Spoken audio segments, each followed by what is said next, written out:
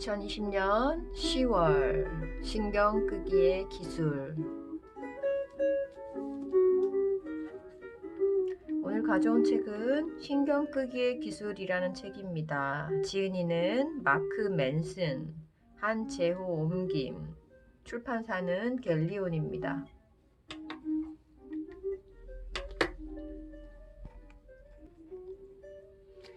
차례 좀 읽어드리겠습니다. 프롤로그, 가장 중요한 것만 남기고 모두 지워라. 챕터 1, 애쓰지마, 노력하지마, 신경 쓰지마. 세상에서 자기 개발서와 가장 거리가 먼 남자. 자기 개발의 진실, 너는 부족해. 불안이라는 지옥의 무한 궤도. 할아버지는 말했지, 사는 게 다 그렇다. 가서 삽질이나 해. 애쓰지마, 노력하지마, 신경 쓰지마. 인생의 터닝 포인트, 신경 끄기의 기술. 챕터 2, 해피엔딩이란 동화에나 나오는 거야.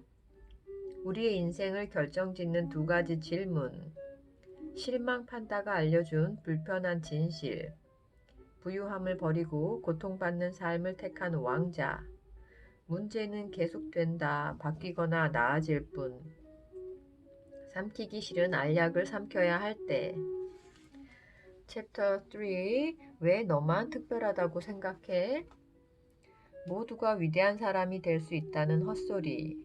스티브 잡스가 될 거라는 망상에 빠진 벤처 기업가. 최고 혹은 최악 1%가 되어야 한다는 강박증.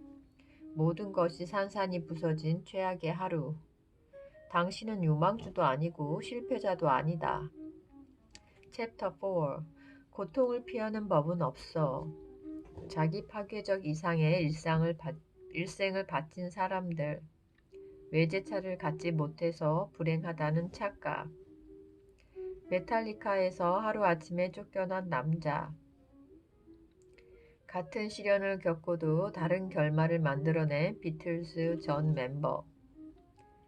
완전히 무시해도 좋은 엉터리 가치들. 더 나은 삶을 원한다면 더 나은 가치에 신경 쓰라. 우리의 삶을 변화시킬 5가지 가치. 챕터 5. 선택을 했으면 책임도 져야지. 42.195km를 어떻게 달릴 것인가. 사회 부적응자를 최고의 석학으로 만든 선택. 그 이별은 결국 내 책임이었다. 말랄라가 총에 맞서 지키려고 했던 것. 어떤 패는 태어날 때부터 주어진다. 할 거면 하고 말 거면 말아. 어떻게는 필요 없어. 챕터 6. 넌 틀렸어. 물론 나도 틀렸고. 확실한 건 확실한 게 아무것도 없다는 사실 하나뿐. 매 순간 거짓말을 생각해내는 사람들. 내 가슴이 시키는 대로라는 엉터리 충고. 그릇된 가치를 맹신한 나머지 스토커가 된 여자. 나에 대한 확신이란 얼마나 위험한가. 매일 덜 틀린 사람으로 거듭나는 법. 챕터 7. 실패했다고 괴로워하지 마. 잃는 게 없어서 두려운 게 없었다. 피카소가 3만 장의 그림을 그릴 수 있었던 이유. 견딜 수 있는 고통을 선택하라. 그리고 견뎌라. 전쟁에서 살아남은 이들의 고백. 실패를 받아들이는 법. 뭐라도 해. 챕터 8. 거절은 인생의 기술이야. 모든 걸 버리고 떠난 여행에서 깨달은 것. 무엇을 거부할지 선택하라. 그것이 너다. 로미오와 줄리엣의 사랑이 불건전한 이유. 관계를 무너뜨리는 선의의 거짓말. 선택지가 많을수록 더 필요한 기술. 챕터 9. 결국 우린 다 죽어. 인생 최악의 순간에 찾아온 깨달음. 죽음이 남긴 질문. 나는 무엇을 남길 것인가?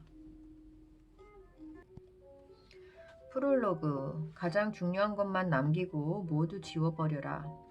대부분의 사람이 자신이 무엇을 하고 싶은지 전혀 모른 채로 인생을 살아간다. 심지어 학업을 마친 뒤에도, 직장을 잡은 뒤에도, 돈을 벌게 된 뒤에도 그렇다. 25세까지 난 장래 희망을 옷보다도 자주 갈아입었다. 심지어 사업을 시작한 뒤에도 나는 인생을 살아가며 하고 싶은 게 무엇인지 정확히 알지 못했다. 아마 당신도 나처럼 뭘 하고 싶은지 전혀 감을 잡지 못하고 있을 거라 생각한다. 거의 모든 사람이 이런 일로 몸부림친다. 난 뭘 하며 살아가고 싶은 거지? 내가 열정을 가지고 있는 게 뭘까? 내가 잘하는 게 뭐지? 내게 이메일로 이런 질문을 해오는 사람 중에는 40대와 50대도 있다. 하지만 이건 내가 답할 수 있는 질문이 아니다. 내가 뭐라고 그들에게 이게 옳다, 저게 중요하다와 같은 말을 하겠는가? 하지만 난 고심 끝에 사람들에게 도움이 될 질문을 찾아냈다. 당신의 삶에서 중요한 것과 덜 중요한 것을 구분짓고 그에 따른 선택을 할 수 있게 도와줄 질문들 말이다. 앞으로 할 이야기는 바로 그 기준에 대한 것이다. 오늘날 우리는 전염성 정신병을 앓고 있다. 한번 걸리면 삶이 엉망진창이 되고 만다. 무슨 헛소리인가 싶겠지만 단언컨대 이것은 생사가 걸린 중요한 문제다. 지난주에 사는 게 괴롭다는 한 남성이 내게 이메일을 보내왔다. 그는 싫어하는 일을 하며 하루하루 버티고 있으며 한때 좋아했던 친구들과도 단절된 상태였다. 그는 우울하다고 말했고 자신을 잃어버린 것 같다고 했다. 자신의 인생이 싫다고 말했다. 하지만 그는 직업 덕에 누리는 생활 방식에 익숙해져 직장을 그만두는 건 불가능하다고 덧붙였다. 그는 자기가 어떻게 해야 하냐고 물었다. 내 경험에 따르면 소위 인생의 목적 때문에 고민하는 사람들은 항상 자기가 뭘 해야 할지 모르겠다고 불평한다. 하지만 진짜 문제는 뭘 해야 할지 모르는 게 아니다. 문제는 그들이 뭘 포기해야 하는지 모른다는 거다. 최대 2조 달러에 달하는 채권 펀드 회사의 CEO인 엘 에디언의 우선순위는 1년에 1억 달러를 버는 것이었다. 이런 것들을 얻기 위해 그는 딸과 함께하는 시간을 포기했다. 어느 날 정반대의 선택을 하기 전까지는 말이다. 그는 딸과 더 많은 시간을 보내기 위해 돌연 CEO 자리에서 물러났다. 어느 날 아이가 적어놓은 인생의 중요한 순간 22개 목록을 보게 되었기 때문이다. 생일 파티, 학교 공연, 졸업식 등 크레용으로 휘갈긴 목록 속의 모든 순간에 그가 없었다. 그 다음날 그는 헤지펀드 일을 그만두기로 했다. 무언가를 얻기 위해서는 무언가를 포기해야 하는 법이니까. 경제학의 기본 개념 중에 기회비용이라는 게 있다. 기회비용은 본질적으로 당신이 하는 모든 일은 그게 무엇이든 간에 간접적으로라도 비용이 든다는 걸 의미한다. 우리는 특별한 일을 해서 부자가 된 사람들을 찬양한다. 하지만 이런 특별한 일은 보통 극도로 높은 기회비용을 요구하는 법이다. 빌 게이츠는 일주일에 5일을 사무실에서 자며 30대의 대부분을 보냈으며 스티브 잡스는 큰딸을 제대로 돌보지 못했다. 브래드 피트는 플래시 세례를 받지 않고서는 집을 나설 수 없었고 유명세로 인한 사회적 고립 때문에 우울증을 겪기도 했다. 요점은 정말 대단한 일에는 겉으로 드러나든 아니든 희생이 따를 수밖에 없다는 것이다.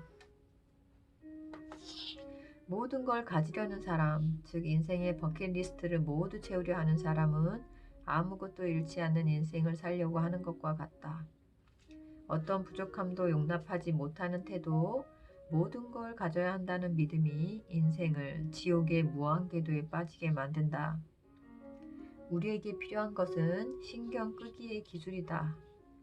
이 기술은 삶의 방향을 재조정하고 중요한 것과 그렇지 않은 것을 구분하게 해주는 단순한 방법이다. 이 능력을 발달시키면 이른바 실용적 깨달음이라는 것을 얻을 수 있다. 실용적 깨달음이란 삶이 늘 어느 정도 고통스럽다는 사실을 순순히 인정하는 것을 뜻한다. 즉 우리가 무슨 일을 하며 어떻게 살아가든 인생은 실패, 상실, 후회를 수반하고 마지막엔 죽음이 찾아온다는 것을 받아들이는 것이다. 삶이 우리에게 끊임없이 던지는 엄청난 고난들을 순탄하게 받아들일 때 우리는 비로소 천하무적이 될 수 있다.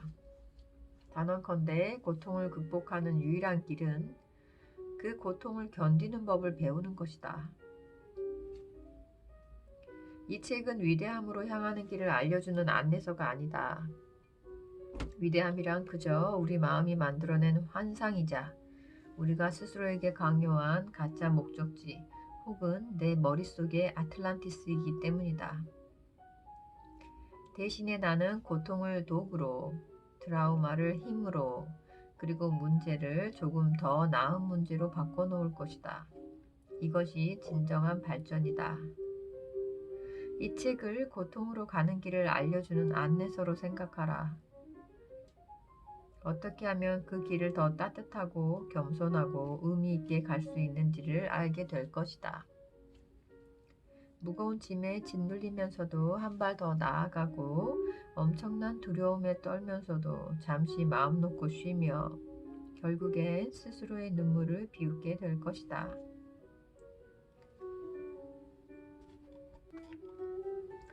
조지 오웰은 코앞에 있는 것을 똑똑히 보려면 끊임없이 투쟁해야 한다고 말했다. 스트레스와 불안을 해결하는 방법은 바로 우리 코앞에 있다. 우리는 먹고 사는 것과 상관없는 문제를 두고 온라인상에서 농담을 주고받는다. 우리들이 가장 흔한 걱정은 끼니 해결이라기보다는 깨진 핸드폰 액정 같은 것들이다. 하지만 실상 우리는 우리가 이룩한 성공의 피해자다. 모두가 평면 TV를 소유하고 식료품을 배달시킬 수 있음에도 지난 30년 동안 스트레스성 질환, 불안장애, 우울증 환자 수는 급증했다. 현재 우리가 직면한 대부분의 위기는 과거와 달리 물질적인 것이 아니라 실존적이고 정신적인 것이다. 물질과 기회가 너무나 많다 보니 우리는 정작 어디에 신경을 쓸지 갈피를 못 잡는다. 지난 몇 년간 페이스북에서 800만 번이나 공유된 엉터리 행복론에는 공통적인 허점이 있다. 사람들이 모르는 점은 다음과 같다. 더 긍정적인 경험을 하려는 욕망 자체가 부정적인 경험이다. 그리고 역설적이게도 부정적인 경험을 받아들이는 것이 곧 긍정적인 경험이다. 혼란스러운가?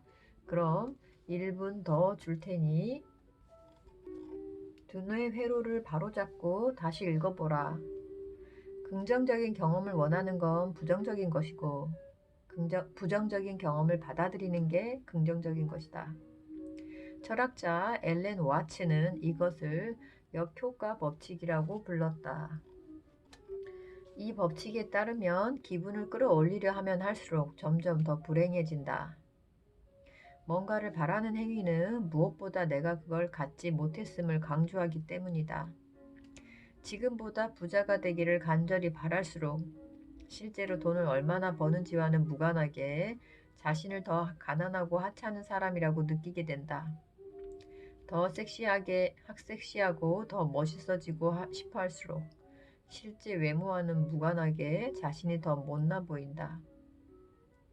더 사랑하고 사랑받기를 열망할수록 주변에 누가 있는지와는 무관하게 더 외롭고 근심도 많아진다. 정신적으로 더 깨어있기를 원할수록 더 자기중심적이고 천박한 사람이 된다. 이건 마치 술에 취했을 때 집으로 다가가려 하면 할수록 집이 멀어졌던 느낌과도 같다. 실존주의 철학자 알베르 까뮈는 말했다. 행복이 무엇인지 계속 묻는다면 결코 행복할 수 없다. 인생의 의미를 찾아 헤맨다면 결코 인생을 살아갈 수 없다. 지금 당신이 투덜대는 소리가 여기까지 들린다. 마크, 당신 말을 들으니 온몸에 소름이 돋아. 하지만 난 차를 사려고 돈을 모으고 있어. 굶어가며 해변용 몸을 만들고 있고 값비싼 복근 운동기구도 샀어. 게다가 호숫가 큰 집에 살기를 꿈꿔왔어. 이런 것들에게 신경을 끄라고 하면 맙소사, 난 아무것도 성취할 수 없잖아. 난 그러기 싫은데 어쩌지? 좋은 질문이다. 하지만 생각해보라. 신경을 덜 쓸 때 오히려 능력을 발휘한 경험이 있을걸? 성공에 무심한 사람이 실제로 성공하는 경우가 얼마나 많은데. 신경을 껐을 때 모든 일이 술술 풀렸던 경험이 있지 않은가? 역효과 법칙을 역효과 법칙이라고 부르는 데는 이유가 있다. 신경 끄기가 역방향으로 작용하기 때문이다. 긍정 추구가 부정적인 것이라면 부정 추구는 긍정을 낳는다. 가령 체육관에서 고통을 추구하면 그 결과로 건강과 활력을 얻는다. 사업에 실패하면 성공하기 위한 필수 요소를 알게 된다. 역설적이지만 불안을 기꺼이 받아들이면 사람들 사이에서 자신감과 카리스마를 뽐낼 수 있다. 힘들더라도 바른 말을 하면 상대의 신뢰와 존중을 얻는다. 공포와 불안을 겪고 나면 용기와 인내를 얻을 수 있다. 가치 있는 것을 얻으려면 그에 따르는 부정적 경험을 극복해야 한다. 고통 회피는 일종의 고통이다. 투쟁 회피도 일종의 투쟁이다. 고통은 삶이라는 천에 얽히고 설켜 있는 실오라기이다. 삶에서 고통을 떼어낸다는 건 불가능할 뿐 아니라 파괴적인 일이기도 하다. 그 한 가닥을 떼어내려 하면 천 전체가 풀려버리고 만다. 반면에 고통에 신경을 끌 수 있다면 어떤 것도 당신 앞을 가로막지 못할 것이다. 사소한 일에 지나치게 신경이 쓰인다면 이를테면 전 남친의 페이스북에 새로 올라온 사진, TV 리모컨 건전지의 수명, 1+1 행사를 연달아 놓쳐 손 세정제를 못 산 일에 너무 신경이 쓰인다면 당신 인생에는 신경 쓸 가치가 있는 그럴듯한 일이 없는 거다. 이것이 진짜 문제다. 어떤 예술가에 따르면 인간의 마음은 문제가 없으면 자동으로 문제를 만들어낼 방법을 찾는다고 한다. 내 생각에 오늘날 대부분의 사람이 인생에서 가장 중요한 문제라고 여기는 것이 사실 그들에게는 그보다 중요한 걱정거리가 없다는 사실에서 기인하는 부작용일 뿐이다. 그렇다면 우리 인생에 중요하고 의미 있는 무언가를 찾는 일이야말로 우리에게 주어진 시간과 에너지를 가장 생산적으로 사용하는 길일 것이다. 우리의 인생을 결정짓는 두 가지 질문. 당신은 인생이 어땠으면 하는가 라는 질문에 당신이 단란한 가정을 이루고 좋아하는 일을 하며 행복하게 살고 싶다라고 말한다면 이보다 더 뻔한 대답은 없을 것이다. 누구나 좋은 걸 좋아한다. 누구나 근심 걱정 없이 행복하고 쉽게 살기를 원한다. 멋진 연인과 황홀한 사랑을 나누길 바란다. 우리 삶의 방향에 결정적인 영향을 미치지만 대부분 잘하지 않는 질문들이 있다. 첫 번째, 당신은 어떤 고통을 원하는가? 그리고 무엇을 위해? 두 번째, 무엇을 위해 기꺼이 투쟁할 수 있는가? 사람들은 멋진 몸매를 원한다. 하지만 운동을 하면서 숨이 턱까지 차오를 때 찾아오는 고통과 육체적 스트레스를 견디지 않는 한 식단을 세심하게 짜고 식사 때마다 양 조절을 하지 않는 한 그런 몸매는 얻을 수 없다. 많은 사람들이 창업을 원한다. 하지만 위험, 불확실, 반복되는 실패, 무익할지도 모르는 일에 눈 딱 감고 바친 시간의 가치를 알지 못한다면 사업가로 성공할 수 없다. 사람들은 애인이나 배우자와 함께하는 삶을 꿈꾼다. 하지만 거절을 견뎌낼 때 느끼는 괴로움, 발산하지 못하고 쌓여만 가는 긴장감, 얼빠진 눈으로 종일 바라봐도 도무지 울릴 생각을 안 하는 전화기를 받아들이지 않는다면 멋진 누군가의 마음을 사로잡을 수는 없다. 이런 것들은 사랑이라는 게임의 일부다. 게임을 하지 않으면 이길 수가 없다.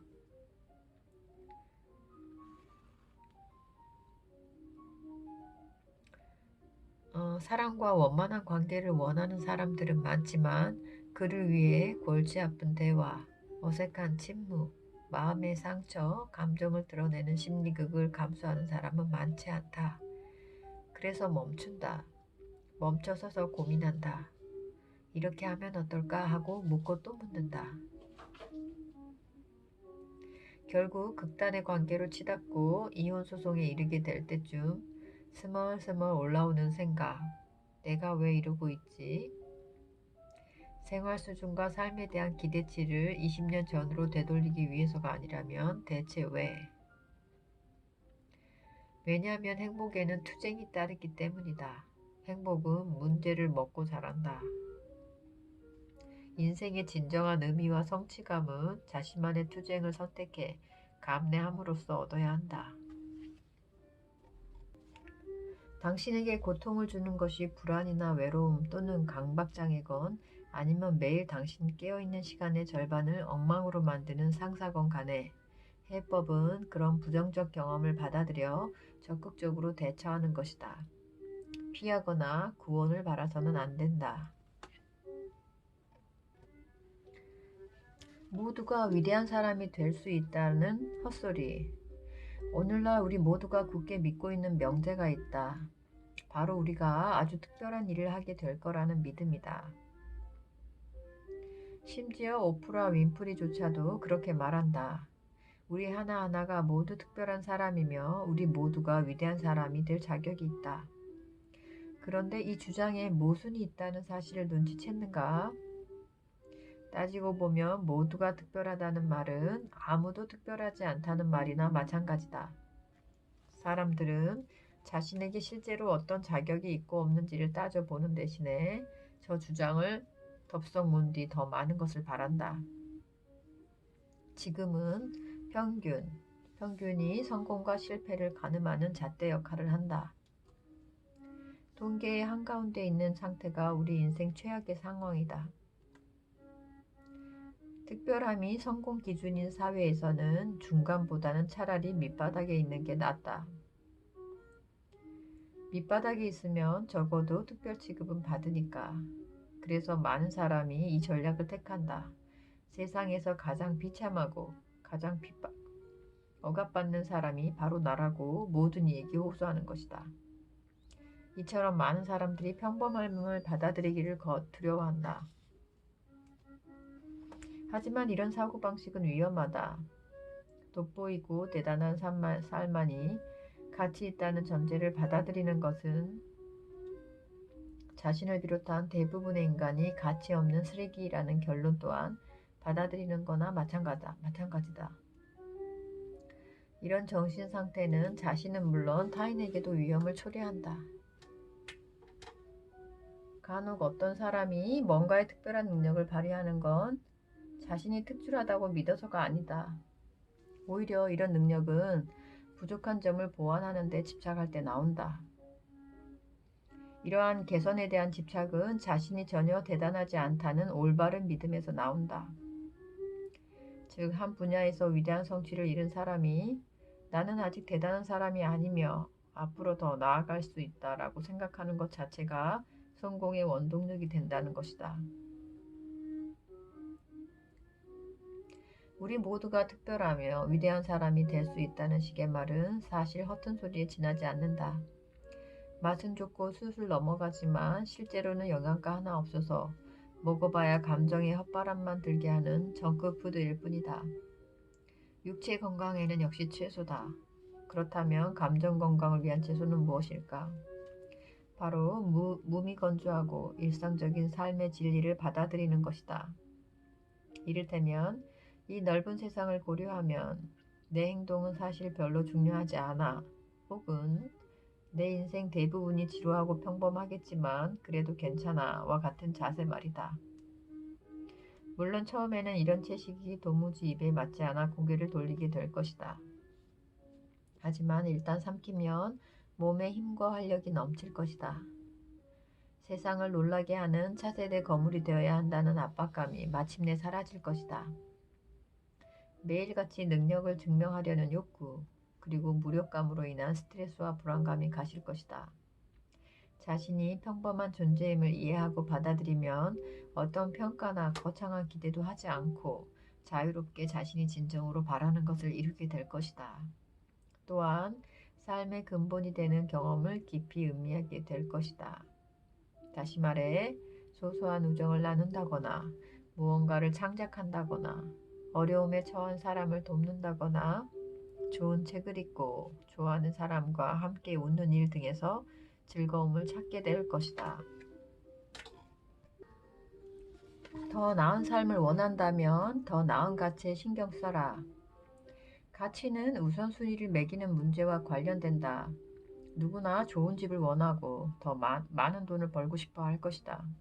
문제는 우선순위를 어디에 두느냐다.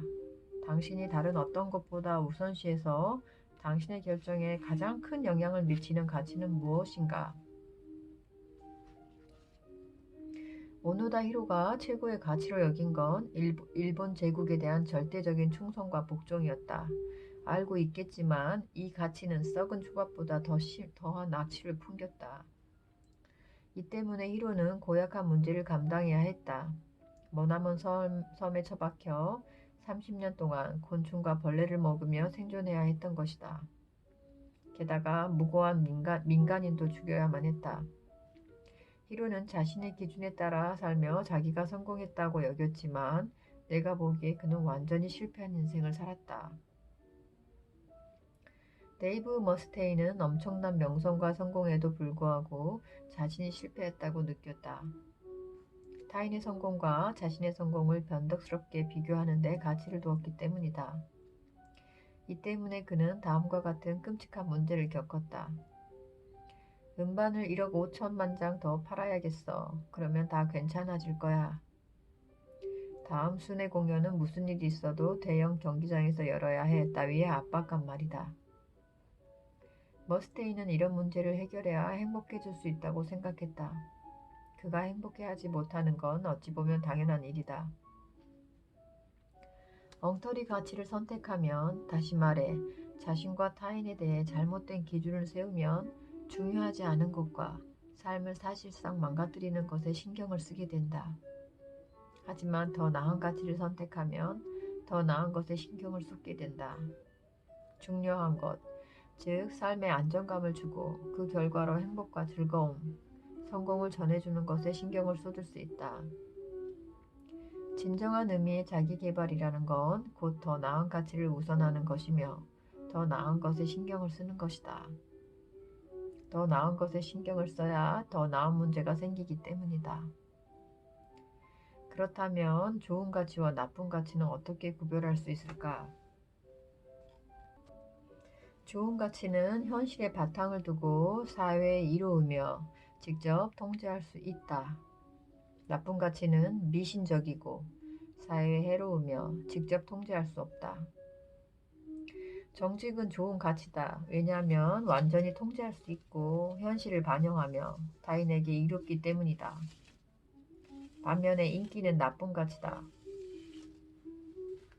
인기가 당신의 가치라면, 댄스 파티에서 최고로 인기 있는 사람이 되는 게 그 기준이라면 우선 많은 일이 당신의 통제 밖에 있게 될 것이다. 이를테면 거기에 누가 참석할지 알 수 없고 참석자의 절반은 모르는 사람일 것이다. 게다가 그 가치와 기준은 현실에 바탕을 두고 있지도 않다. 건전하고 좋은 가치의 예로는 정직, 혁신, 유연함, 자립, 후원, 자존감, 호기심, 너그러움, 겸손, 창조 등에 있다. 해롭고 나쁜 가치의 예로는 속임수나 폭력에 의한 지배, 늘 즐기며 살기, 항상 주목받기, 혼자 있지 않기, 모두에게 사랑받기, 부자가 되기 위해 돈 벌기, 사이비신을 위해 작은 동물을 제물로 바치기 등이 있다. 이미 눈치챘겠지만 건전하고 좋은 가치는 내적으로 얻는 것이다. 창조성이나 겸손은 지금 당장이라도 경험할 수 있다. 마음만 먹으면 된다. 이런 가치들은 우리가 직접 통제할 수 있으며 또한 우리가 공상이 아니라 현실을 마주하고 살아가게 해준다. 나쁜 가치는 일반적으로 외적 사건에 의존한다.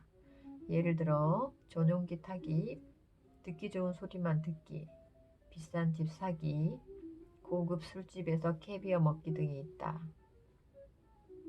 나쁜 가치가 즐거움을 줄 때도 있다. 하지만 우리의 통제 밖에 있으므로 그걸 얻으려면 종종 사회에 해롭거나 미신적인 수단을 동원해야 한다. 내 삶에서 일어나는 일은 뭐든 100% 내 책임.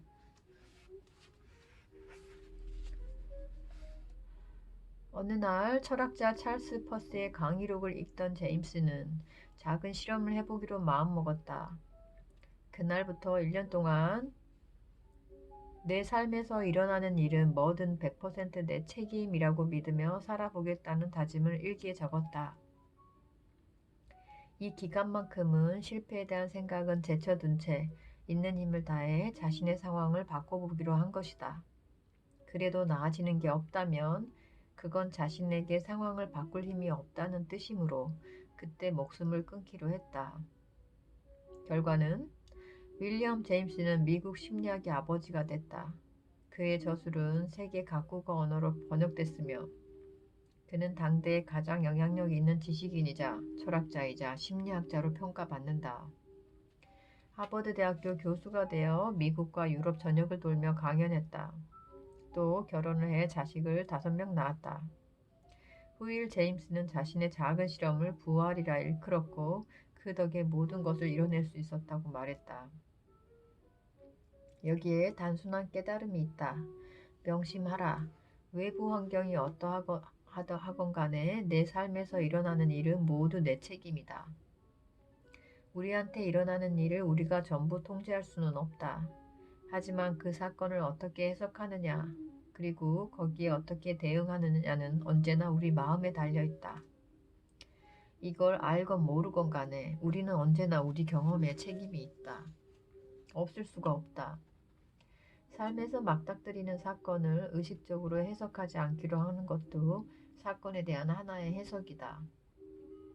사건에 대응하지 않기로 하는 것도 일종의 대응이다. 당신의 잘못이 아닌 상대방의 잘못으로 접촉사고가 난다고 해도 거기에 어떻게 대응할지를 정하는 건 당신 책임이다. 좋든 싫든 우리는 우리 안팎에서 일어나는 일에 언제나 적극적으로 개입한다. 언제나 매 순간 매 사건의 의미를 해석한다. 언제나 가치를 선택해 그에 따라 살아가며 기준을 정해 그것으로 사건을 평가한다.